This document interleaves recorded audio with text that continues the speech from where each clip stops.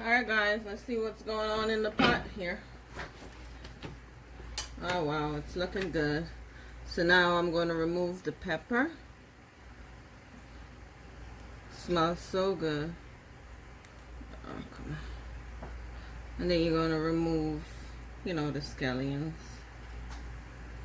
before you fluff it. You remove as much as you can.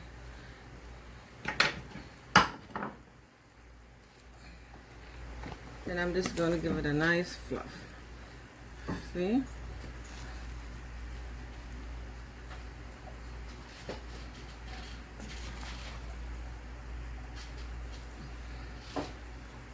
Look at that, guys. A nice pot of sweetness. Already. Saltfish pumpkin seasoned rice. Alright? If you guys like this video, please give it a thumbs up. Hope you give the recipe a try. And as always, be kind to others. One love. And I'm going to serve it up with seasoned rice with a nice slice of pear. One love.